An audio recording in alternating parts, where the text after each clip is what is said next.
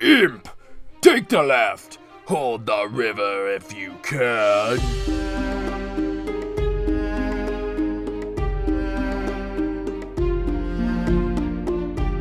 Ew! Hey everybody, and welcome to another episode of Brotherhood Without Manners, your favorite full spoiler reread podcast of George R.R. Martin's A Song of Ice and Fire series, starting with a Game of Thrones. As always, I'm one of your co-hosts, Sick Boy Zach, today, and joining me as usual is my brother and co-host, Nate. You are sick, kid. Yeah, I very suddenly got stricken with something, I'm not sure what, but it's pretty funny. I feel you had to take like a poo-poo. running jump into that intro. I did. Oh, I feel poopy. Anyway, if you joined us last time, we were reading Dany's 7. And Dany had met and put her trust in a god's wife, known as Mermaster. And yeah, she allowed her to heal up her son and stars, Drogo, supposedly heal up. But Drogo says he's not going to follow the doctor's orders. And so we all know how that goes, being full spoiler reread podcast. He did. And so, yes, Dany's going to learn a big lesson here coming up soon, but This chapter, we are reading the chapter of Tyrion 8. The last time we saw Tyrion, he was arriving from the mountains of Arryn, the Vale, and meeting up with his father at the crossroads as the Stark forces were beginning their march south from the Twins. And we open this time on Tywin's tent. It is a giant tent on a hill, and it's overlooking the King's Road. Set up, nestled under a little tree, is a giant-ass dinner table. Yep. There, Lord Tywin is taking his evening meal with his chief knights and Lord Bannerman. Tyrion had arrived later, sore and tired from the day's march, which was long and tiring. Very sour and aware of how amusing he must look waddling up that goddamn hill. And goddamn, like, we noticed it in the last chapter we read of Tyrion's here, how focused he is on how people look at him when his father is around. And it's just funny because until last chapter, we got 6 chapters from this point of view of this confident guy who just doesn't give a fuck what the world thinks. He's made it his armor, but he's just lost with his father. And here he is going up to his father's dinner table, and he's got that self-awareness again and how worried he is about what's being thought of him. Yeah, Tywin even says, "Perhaps I'd best charge you with burning our dead. If you are as late to battle as you are to the table, the fighting will be done by the time you arrive." And Tyrion quips back that, "Surely you could save me a peasant or two, father. I won't take too many, and I won't be greedy." And this is when we learn that Sir Adam's outriders say the Stark host has moved south from the Twins, which we know is the Roose Bolton's men. The Roose Bolton portion of Lord the army. Frey's levies have joined them, likely no more than a day's march north of us. And Tyrion says, "Please, father, I'm about to eat." And Tywin is having none of that. He says, "Does the thought of facing the Stark boy unman you, Tyrion?" And this is where we see that fucking, just that nastiness of Tywin. Kind of what we expect from Tarly. Just that, are you scared? It's like he just wants to eat his fucking dinner. Like, he had a long-ass day. It has nothing to do with being unnerved by battle and shit, but he immediately turns it on him. Yeah, and he makes it about his brother. Your brother would be eager to come to grips with the Stark boy. And Tyrion says, "I'd rather come to grips with that pig. Robb Stark is not half so tender and never smelled so good." And so Lord Lefford, who's in charge of stores and supplies, said that he hopes Tyrion's savages did not share his reluctance for battle. And Tyrion, because he's worried that they're going to waste the good steel that they had provided to him, because he was the one that basically, because he's in charge of foods and stores and supplies and shit, would have had to okay and send all the shit to them. And Tyrion says that they'll put the steel to good use. Shagga insisted 2 battle axes. Yeah, I love this. Lefford noticed that Shagga had wanted 2 great battle axes. They're 2-handed battle axes with, like, double-sided blades, big old crescent motherfuckers. And he's like, "What does a man need of that?" And Tyrion is like, Shaga likes to kill with both hands. So, well, then he points out that he also has a wood axe on his back. And again, Tyrion's just like, Shaga's under the impression that 3 axes are better than 2. The math adds up to me. Yeah. So Sir Kevin leads forward at this point and says, "We had thought to put you and your wildlings in the vanguard when we come to battle." And Tyrion thinks that Sir Kevin rarely had a thought that Lord Tywin had not had first. And so he says the vanguard, either his father had a new respect for his abilities or had finally decided to rid himself of his embarrassing son for good. Tyrion had the feeling he knew which.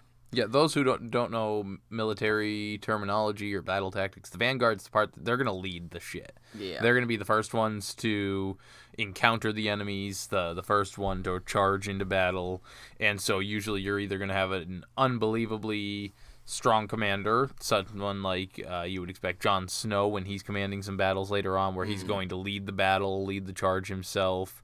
I would expect Robert Baratheon and Ed Stark were similar character. Or you're going to throw a bunch of shitty dumbasses just because it's cannon fodder. Yeah. And you're not going to put anybody of meaning there. Well, Kevin even says further that to that point that they seem ferocious enough, and Tyrion echoes that and becomes aware that he's just prattling on like a parrot, just repeating these words back to him, but he says ferocious. And it says his father, Lord Tywin, watched him, judged him, weighing every word. And so Tyrion kind of gives us a peek at the clans and says, "Let me tell you how ferocious they are. Last night, a moon brother stabbed a stone crow over a sausage. So today, 3 stone crows seized the man and opened his throat. Bronn managed to keep Shaga from cutting off the dead man's cock, but even so, Ulf is demanding blood money, which Khan and Shaga refuse to pay." And Tywin cuts in. Yeah, he immediately... and fuck, like, he turns everything on Tyrion. Well, yeah. Everything. When a soldier lacks discipline, the fault lies with the Lord Commander. It's basically saying, get a hold of your fucking troops there. Like, quit being a bitch. Yeah, at this point, Tyrion thinks that Jaime had always been able to make men follow him, die for him, if need be. Tyrion lacked that gift, which, does he? He bought loyalty with gold and compelled obedience with his name. Yeah. I don't know, because I think it's more he's not giving himself enough credit. Yeah. And we know he's a shitty person a lot of times. I think he's very charismatic. And it's not necessarily the gold that people are naturally drawn to him. He is a likable character. He's a likable person if you can, sidestep the accusations from him. Yeah. And, so he says to his father, "A bigger man would be able to put the fear in them. Is that what you're saying, my lord?" And Tywin turns to his brother and says, "If my son's men will not obey, perhaps guarding our baggage train would be best suited for them." And Tyrion says, "Do me no kindness, father. If you've no other commands, I'll lead your van." And once again, another fucking jab. I said nothing about command. You will serve under Sir Gregor. And that's the last straw for Tyrion. Yeah. He goes to take a bite of some of the pig. God, the pig sounded fucking great, by the way. I was starving reading this damn chapter. I wanted it. But yeah, he takes a bite and spits it out immediately. And it just, because that's a big thing here. He'd been just focused on eating and how succulent the pigs were and the food. Yeah, and it's he's like, ruined his appetite. I must have misspoke. I don't have an appetite whatsoever. Pray excuse me, my lords. And Tywin even has the courtesy to give him the nod of dismissing him, yeah. Get the fuck out of here. And so, he awkwardly gets up off the bench, turned and walked away, conscious of their eyes on his back as he waddled down the hill, and a great gust of laughter went up behind him, but he ignored it, hoping they all choked. On that sweet, sweet pig. So, yeah, fucking poor Tyrion's getting the shitty end of the deal for dinner. Yeah, and then it gets really fucking lonely here for him. Yeah. As he's walking through, he's looking at all the camps. He sees all these soldiers and all these campfires cooking dinners. Not everyone's sitting at a big table like his father, but they're all eating and talking and getting ready for war, like whoring. He sees a drunk guy chasing a naked woman, like, down the path. But it says, and I quoted it, "No one looked at him. No one spoke to him. No one paid him any mind. He was surrounded by men sworn to House Lannister, a vast host 20,000 strong, and yet he was alone." Fuck, like, when he had just been saying to himself, he buys the loyalties and, uses his name to command the presence. These guys are all sworn to you. They don't give a fuck about you. Yeah. Because you haven't even broached them or anything. But once I love once he enters the camp of people that he has encountered and commanded the respect they offer. These clansmen are like, we eat with us, because that's what he does. Yeah, he hears Shaga's booming laughter, and he follows it to the Stone Crow's campfire, and Khan waves a tankard of ale at him. Tyrion Halfman, come share our fire and mead. We have ox. And Tyrion says, I can see that, Khan. And Khan dies in the battle. Noticing how large the ox truly is, thinking it might even be done before the battle is on, and he says, fetch me when the ox is cooked. And Tyrion walks on and notes that each clan had its own cook fire, and the modest tent that Tyrion had coaxed out of Lord Lefford's stores had been erected in the center of the clan's 4 fires. So Tyrion finds Bronn sharing a skin of wine with the new servants that Lord Tywin had sent him, a groom and a body servant and a squire. Yeah! A girl sat with them, slim, dark-haired, no more than 18. No! His squire, a boy with the unfortunate name of Podrick Payne. It's the greatest name. Fuck that Tyrion unfortunate name. Fuck you. I am a big fan of Podrick Payne. Nate loves Podrick Payne. Tell. A distant cousin to Sir Ilyn Payne, the king's headsman. And so, almost as quiet as well, but he actually has a tongue. Yeah. And so Tyrion suspected that Podrick was inflicted on him as a jape of some sort, but he asks Joke's Bronn, on you, Tywin, because essentially. Podrick's fucking wonderful. So he asks Bronn, is this her? And she rises, the woman sitting with them rises gracefully and looks down on him and says, it is, my lord, and she can speak for herself if it pleases you. And Tyrion cocks his head and introduces himself, and she says, my mother called me Shay. Men called me often. Yeah. And Bronn laughs, Tyrion smiles, and he lifts the tent flap and says, if you please, Shay. Yeah. And we learn here that Tyrion had sent Bronn on a quest to fetch him a whore. Yeah. He wanted it to be attractive, and she was to know that he was a little imp. And because I do like, again, that that Martin's drawing it to that, because there were a few times where these women weren't informed of what he was, meaning a dwarf, for those who were daft. Jack did know his trouble to tell them. Yeah. And so the look on those girls' eyes would be something he'd never wanted to experience again. Yeah. And again, it's that he feels shamed, and he's supposed to not let it bother him, but it does. It fucking does. Yeah, so Tyrion lights a candle and looks her over, thinking that Bronn had done well. She was doe-eyed and slim, with a smile that was by turns sly, insolent, and wicked, which Tyrion liked. And she asks if she should undress, but he says, first things first. And he asks if she is a maiden, and Shay answers, if it please you, my lord. And Tyrion says, what would please me is the truth out of you, girl. And she says, aye, but that'll cost you double. And Tyrion decided that they would get along splendidly. Yeah. You poor fool. And so essentially he breaks it down. I give you gold, you sleep with me, share my tent, pour my wine, laugh at my jests, and rub my sore legs after a day's march. And for the entire time that you are mine, you take no other man into your bed. And then Shay says, fair enough. Yeah. And they fuck. And that's Tyrion about it. needed it, thinking that he may well die soon, and he'd rather die with the thoughts of Shay on his mind than the thoughts of Tywin, Lysa Arryn, or Lady Catelyn Stark. Right. Yeah.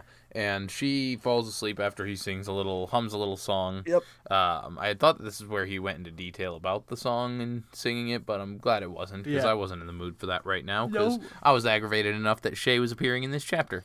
Anyway, she falls asleep. Tyrion gets up and goes outside to take a piss. Yeah. And he sees Bronn out there. Bronn is doing... Sharpening his sword. Yeah, Bronn things. And he asks where he found her. And Bronn said she was in the care of another knight. So he took her. And that knight didn't like it, but he had a knife to his throat and couldn't refuse at that point. And Tyrion was like, dude, the fuck? Like... Yeah, I told you to find me a whore, not make me an enemy. And yeah, Bronn's like, well, I can go get you ugly bitches instead. if like, you prefer, yeah. Jesus. Like, this isn't bro culture at its fucking finest back in medieval times. Yeah. Like... And Tyrion says, my father would call that insolence. And Bronn says, good for me that you are not your father. And Tyrion decides, I shall keep Shay. Did you perchance note the name of the knight you took her from? And Bronn rose, saying, because Tyrion says, I'd rather not have to fight beside him in the battle. Yeah, and Bronn mentions, well, you'll be fighting beside me. Yeah. So Tyrion nods and says, see that I survived this battle, and you can name your reward. And so Bronn asks, who'd want to kill the likes of you? My lord father, for one. He's put me in the van. And Bronn says, I'd do the same. Small man with a big shield. You'll give the archers fits. And so Tyrion says, I find you oddly cheering. I must be mad. And Bronn sheathes his sword, saying, beyond a doubt. And so, yeah, he returns to his tent and Shay, and things get hot and heavy again. Tyrion asks about the knight that Bronn had taken her from, but she named a minor retainer of some nobody lord. So she says, he is a small lord, he is a small man, my lord. And he asks, yes, pray, what am I then? And she says, a giant, my giant of Lannister. Which, direct callback to the chapter where he was sitting with Maester Aemon, and Aemon said, you are a giant. And he said he'd never been called that before. Tyrion went to sleep smiling, and woke up in darkness to trumpets blaring. Oh. Shay shaking him awake, Tyrion sits up groggy, the horns calling in the night. Battle assembly, Tyrion says. Yeah, they were wild and urgent, a cry that said, hurry, hurry, hurry. Yeah.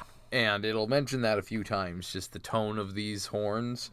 But Shay is confused as fuck, because she doesn't understand what he means when he says battle assembly.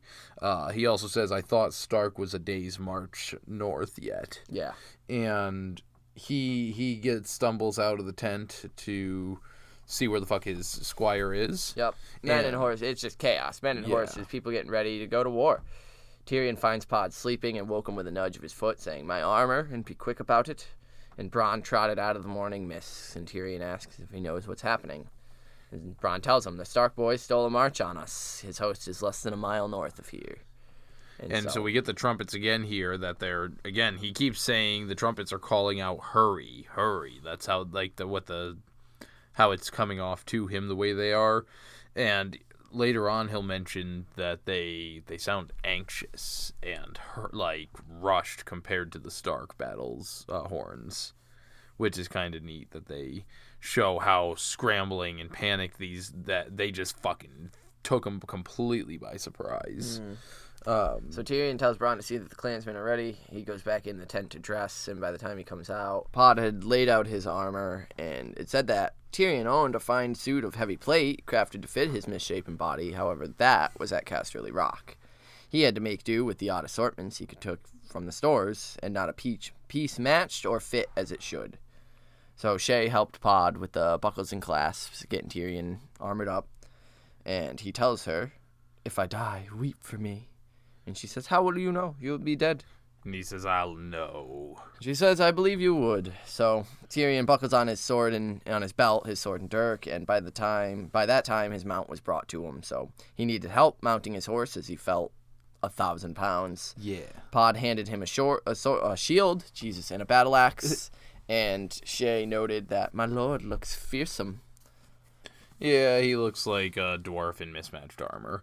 And so he tells Pod that if the battle goes south, see to it that the lady makes it safely home. And he rides off.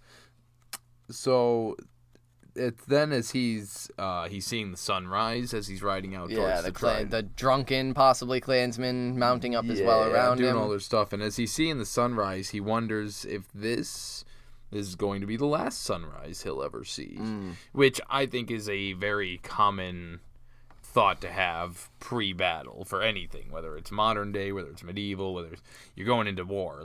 If you're seeing these things, you start wondering, is this the last time I'm going to experience this? He wonders if he's a coward for thinking that. Yeah, he wonders if just wondering about that makes him a coward. And then he thinks of his brother. Does Jaime ever contemplate death before a battle? And I really like that he's thinking of Jaime right now, because we know that that's where Robb is headed to attack, right, and about to capture is his brother Jaime. Yeah. So the horns sound again, and they all sort of ride off, and it says, in the dawn light, the army of Lord Tywin Lannister unfolded like an iron rose, thorns gleaming.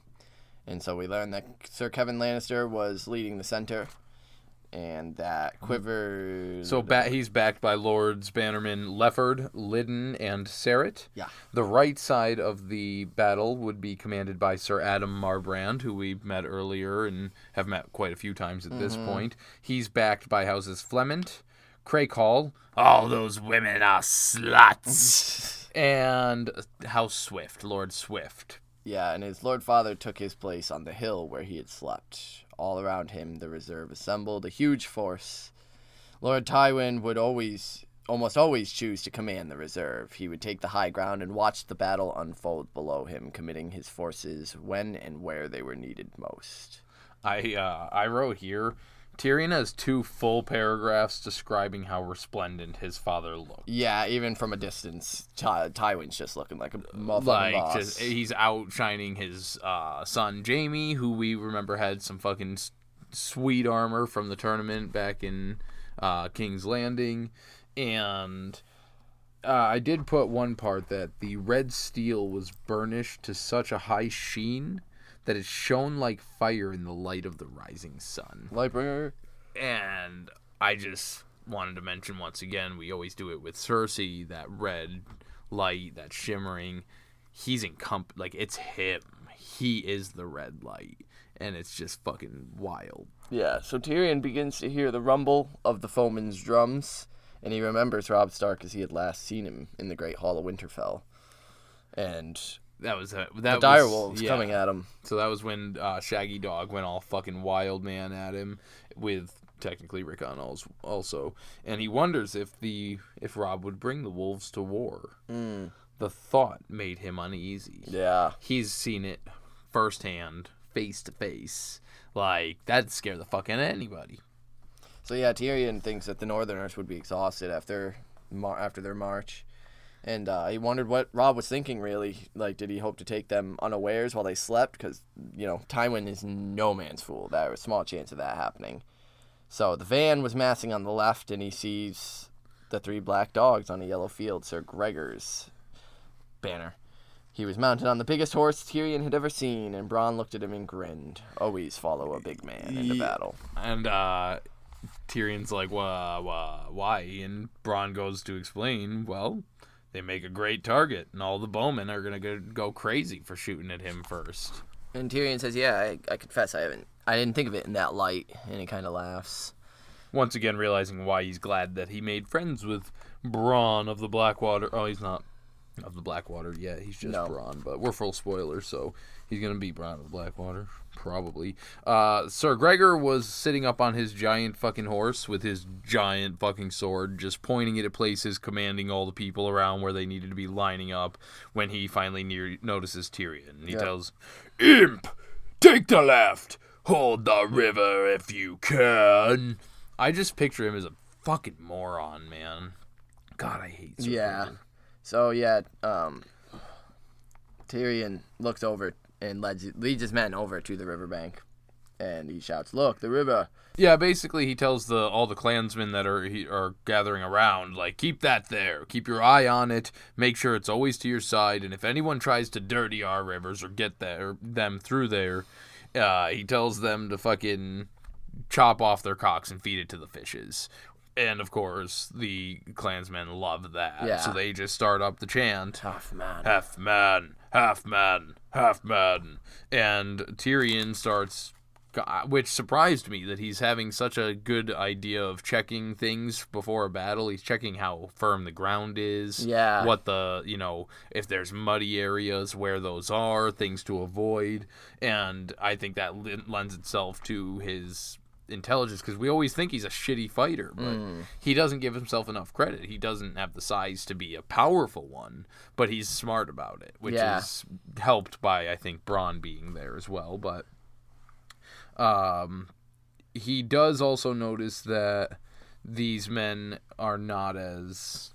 No, his are essentially the least. Yeah, the least prepared, the least, organized and ready to fight in a battle crow like food, this. Bronn calls them. Yeah. Because he kind of mirrors what Tyrion is thinking. And Tyrion wonders if Tywin had taken leave of his senses, leaving the left side so unprotected, which we will learn at the very end of the chapter it's 100% his intention to do so in hopes that Robb would take advantage of that. And it just didn't work out the way Tywin had thought because Tyrion fucking handled business. Yeah, but there's no time to think about it as the drums were so near. And Bronn draws his long sword, and suddenly the enemy was there before them, boiling over the tops of the hills, advancing with measured tread behind a wall of shields and pikes. Yeah, and so Tyrion starts noticing banners as they come up over the hill, the Hornwoods, Karstarks, Serwins, and Glovers, as well as the fucking phrase. Yeah. And Tyrion says to himself, which is funny because it's the same thing Tywin says at the end, "Where is the boy?" But he doesn't get a chance to keep thinking about that at all because, the battle's starting. Yeah. But I do like that he thinks about it before the battle. Yeah, because it's almost like, you would almost expect Robb Stark to be leading the charge over the hill. And so it is sort of a glaring... Yeah, and that's because that's it. Like, of all the people, you expect Tywin to sit back on the hill and do that. But there's still going to be groups of High Lords that do. And that's, the Robert Baratheons and the Ned Starks that are always out the charge of front. I imagine a Rhaegar was one of them. Well, especially and we'll learn it at the end, how much Tywin really does think of Robb as a green boy, that he's more brave than wise. Yeah, that's a big he's just going line. to charge right in. Exactly. And so, Tyrion begins to feel a fluttering in his bowels. I mean, we're going to war here, so... Yeah, no shit. And the horns died away, and a hiss fills the air as arrows arced up high, and the Northmen begin their charge, many falling due to the arrows. I had to get a sip of my water. Yeah. So Sir Gregor waves his huge sword and bellowed a command, and 1,000 other voices screamed back at him, Tyrion adding his voice to theirs. So there's also the sound of the Lannister trumpets now. And I like Martin put in there that they were smaller and more anxious than the Northerners. Now, is that just the Northerners just happen to carry horns that are more resounding, more deep, more north? See, I don't know, because there is this Battle of the Horns, this whole thing where you get like the... Well, you get the hurry. And then in the camp, the whole beginning, it was that almost like an alarm blaring. Yeah, no, I feel like it's... And it also reminded me of the Red Wedding when Catelyn is very aware of the sounds, the doom, boom, doom, boom, like that sort of thing. Just where the music in the chapter or the sound effects in the chapter are I'm mirroring. Gonna start paying attention more, I think, to the horns and see if I can't find some kind of meaning behind them. So Tyrion shouts, "The river!" And he was leading until Chella gave a shriek and galloped past, followed by all the other clansmen, leaving Tyrion behind in the dust. Yeah, and so as the arrows start landing, shouts turn to screams as they land, and Gregor basically charges fucking straight through that. He charges shit. at a crescent of Karstark spearmen who have formed up. And Gregor's the first to reach them, and it says 12 men went down as spears and horses collided. The shield wall broke under Gregor's horse, the Northerners stumbling away from the dying animal as the mountain rose untouched with his great sword in hand. Monster. Yeah, just his horse is enough to break this shield wall line. And so Shagga and the Stone Crows come barreling through the gap that he created, which, great. And that's exactly what Tywin wanted with Gregor anyway. I love how chaotic this guy. I think Martin does such a great job of, and there's a specific line when Tyrion starts engaging a man that says the battle withdrew to around a few feet around his horse. Whereas right now he is watching each of his each of his clansmen. Shagga's here, this Gregor, guy's here, and the mountain's over there, this guy's doing this. No, because he's not in immediate danger at the moment. The only thing he has to fear are arrows, and as of yet, the Northerners haven't launched their own volleys. So Tyrion shouts for the burned men and the Moon Brothers, "To me!" Even though most of them were ahead of him. He saw Timett vault free as his mount was killed. He saw a Moon Brother impaled on a Karstark spear. And another flight of arrows descended on them, killing Stark and Lannister alike. Tyrion lifted his shield and hid beneath it. And he notices the Northerners are reeling back from the mounted assault already. Like he hasn't even gotten into it, and they're just like, boom. Now that's to show how weak and small the left-hand side really is. Again, it also is to show, I think, a large part of the ferocity of the men that Tyrion brought, because again, that's what Tywin underestimates. Well, yeah, we can get like two things from this. One, that apparently the Northern Army isn't as bolstered as we anticipated, and two, that Tywin anticipates this left flank collapsing due to the undisciplined nature of the men. The fact that it doesn't, more so, says to the fact of how few numbers the Northerners have, and so that fucks pretty much all of Tywin's coupled plans. with the minor, Tyrion's men are actually capable, good fighters, in combat. But. And so an enemy came at Tyrion thrusting for his chest, and Tyrion swatted the spear away and rode his horse right over him. Yeah, so I just put next that Shaga is just tearing fuckers up with his axes, just hacking away. Bronn is surrounded by 3 foes, chops one by the face, and evens the odds a little bit. A thrown spear lodges into, and that's what I love about this is like we're focused on Bronn, and we're like, all right, we're about to see Bronn fuck up 3 guys, and then we get the chunk of a spear in his shield. I like that it's one of the knights one of that Bronn is fighting gets beheaded. One gets a slash across the face as a backhand, but there's still one more, and that one that got his face slashed, who knows if it's deep enough to make him out. Yeah, and then we get interrupted with the chunk in his shield. So now we don't even get to see Tyrion the result. pulls his, his thought process, and Tyrion rides after the thrower, circling him, raining axe blows down as he lifted his shield above his head until the Northerner slipped on the mud. At which point he's too far away and out of Tyrion's reach, not just because he's a dwarf, but because any man's going to not be able to reach. So he just Tyrion rode on, taking another man from behind with a sweeping down cut. And he reined up to sort of position himself, and he realized that the river was on his right, and he had lost it in just that small amount of time. Yeah, which again, it's the chaos of the bat. Like, it's that quick that you can lose your positioning and lose where you are. So I think that shows more of the fact how insightful Tyrion is, where I've he's got to looking, check the river. I need to get back where I'm supposed to be and keep it on my right or on my left, as I had said. And as he's doing this, another guy comes bearing down on him, yelling, "Just die, dwarf!" And so it's obvious, how many dwarves are going to be out there fighting like this. So a lot of people, I'm sure, know who he is on that battlefield. Tyrion's kind of thinking, where the fuck is Bronn, man? Yeah. Granted, he's also losing the fact that Bronn's doing the same shit, man. Yeah. Like, it's kind of hard to sit by your side right there. So, they exchange some blows, and Tyrion's shield shatters and falls from his arm, and his foe keeps screaming, "Die!" slamming Tyrion across the temple hard with a hideous sound of metal scraping. So he's, fuck, is this a... The man grinned up at Tyrion until Tyrion's horse bit.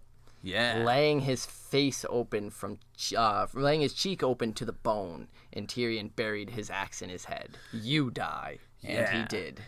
But he still doesn't get a fucking second's reprieve. Nope. Because right then another man comes flying Eddard! in. For Eddard in Winterfell! And this guy's on a war horse, which I think is the first time that he says it, a war horse, which means I'm thinking more of the style of what Gregor was riding in. Just a big armored, monster. Yeah, and so this guy is fucking just swinging this horses Morningstar. slammed together. And he fucking wails Tyrion's arm. Just... Yeah, Tyrion's right elbow exploded as the spiked Morningstar punched through the thin metal. His axe was gone so quick, so he fumbled for his sword, but the Morningstar was coming again at his face, and with a sickening crunch, he was falling. He looked up to only the sky above him, and he tried to find his feet, but the pain made the world throb. The knight who felled him drew up above him, towering. "Tyrion the imp, you are mine. Do you yield, Lannister?" And Tyrion wants to yield, but he can't because he's so fucked up right now. Yeah, so he makes his way to his knees, fumbling for a weapon. "Yield or die," the man said, looming on his war horse, his Morningstar starting to spin faster now.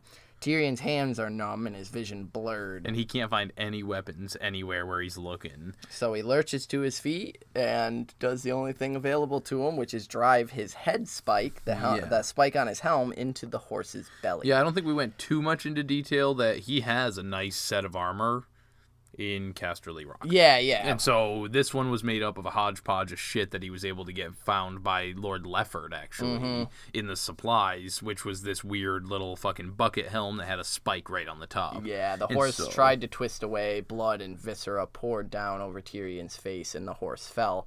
Next, Tyrion knew his visor was caked with mud, and something was crushing his foot. "Yield," he managed to croak out, and Yes. A voice moaned with pain. Yeah, so the horse fell on top of the knight who had busted Tyrion up a bit.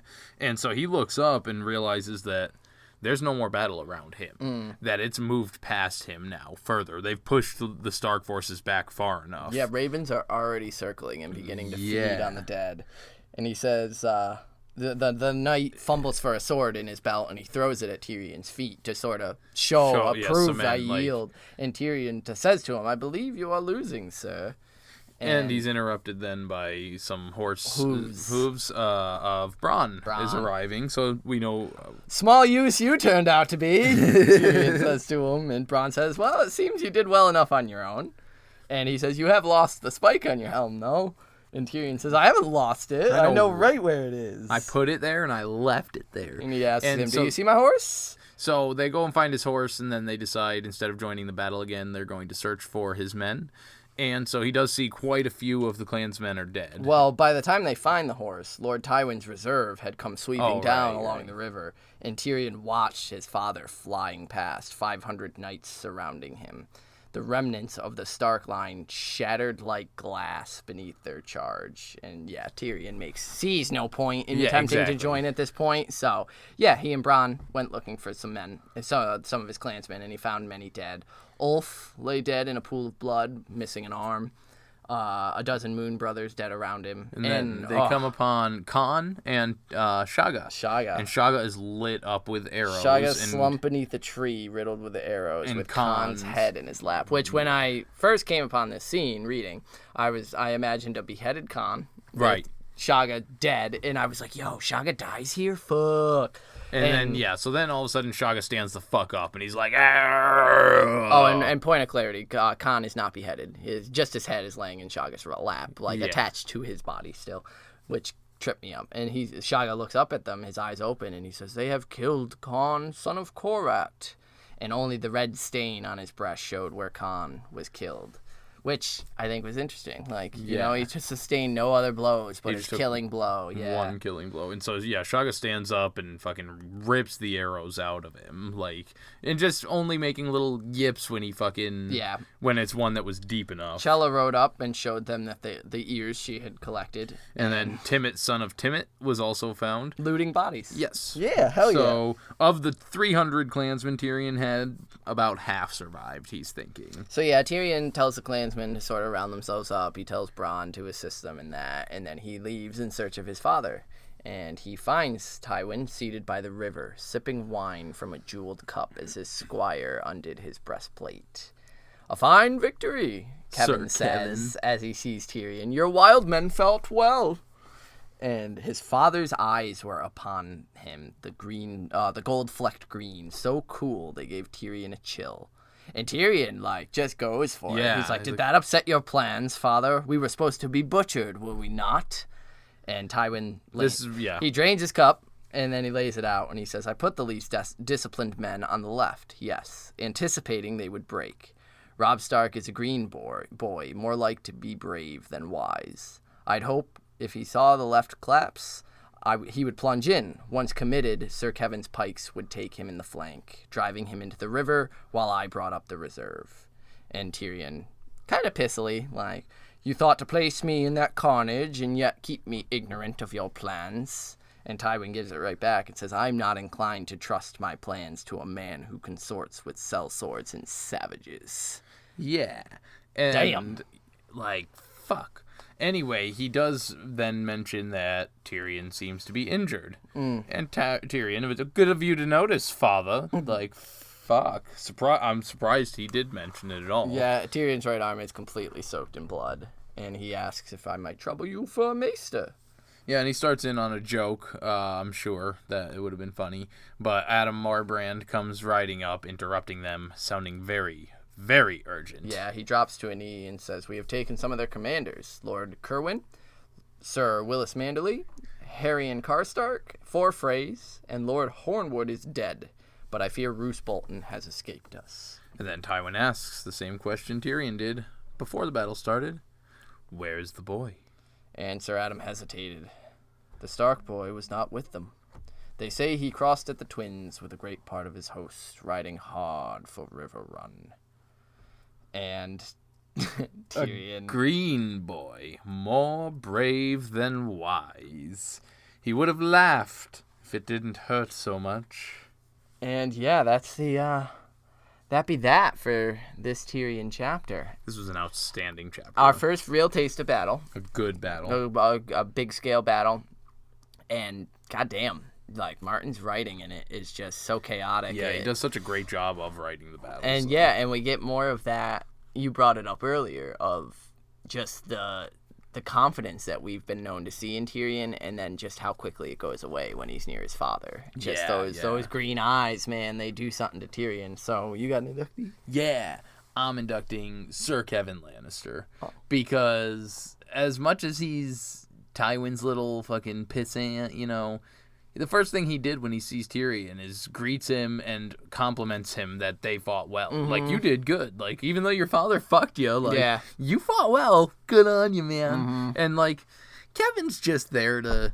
He just wants to live his life, Kevin's man. a good guy. Like, he just kind of does what his brother says, but Kevin's a good guy. So I like Kevin. Kevin's coming this week. Cool. I'm going to induct posthumously Khan, son of Koret. Humously. Is it... Whatever. I don't know. Wow. Way to fuck up my inductee. I'm inducting Khan because he was the coolest one, I thought. Like, he invited Tyrion to come share their mead and their ox and all the other stuff, and he only went out with just that one killing blow, and I really like the clansman. So that's my inductee. But now it's shit because you had to shit all over it. So let's go to someone else's. We'll get one that's not shit. And so for that one, we go to France, where we are hearing from Julian. He says, hi there. Great battle chapter. A little difficult for him to understand everything without a translate app, but it doesn't prevent him from having fun. Hell yeah. So it's a chaotic fucking battle, so it's even hard for us to follow at times. So no worries. I've been sick this episode, so it's been really hard for me to follow. Yeah, it's bad. So many possible inductees here. I can imagine your probable choices. Would it be Tyrion himself? Better a warrior, as one might think? Or Shaga, who wants to cut off a dead man's penis and does not realize he's got arrows planted everywhere? Maybe Tywin, whose armor alone could repay the debt of my fancy country. Maybe Robb for outsmarting the Lannisters here. Well, not for me. My inductee is going to be Jaime Lannister for one good reason. I can't stop feeling the admiration that Tyrion has for his brother. It's just like Zach and how he admires me. It's the same way. I get it. He's looking up to him with love. Envy, maybe. Envy definitely with Zach. And it's prettily pointed out with the last thought Tyrion gets before riding into the battle. Does Jaime, the experienced and respected war chief, get scared before a fight?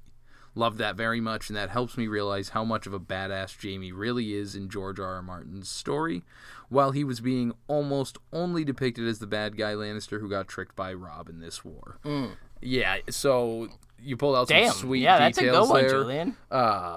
I absolutely see what you mean with the admiration Tyrion showing, and because it's crazy because he even puts Jaime down comparing him to Tywin, saying that like Tywin's armor is even more resplendent than Jaime's, and he's putting them, Jaime's on a pedestal for him. So yeah, Jaime's definitely high up. So great inductee. That I think actually, if things go the way we think they might go with Tyrion, where he ends up having a villainous turn, that Jaime might be the only potential thing that could ground him. Yeah, absolutely. That respect and admiration he has for his brother. I really wish I could say that Tyrion being my favorite character, I could relate to him with having a brother that you really admire and look up to and have someone to respect. But no, I mean, I'm basically just stuck with two Cerseis. So, I mean...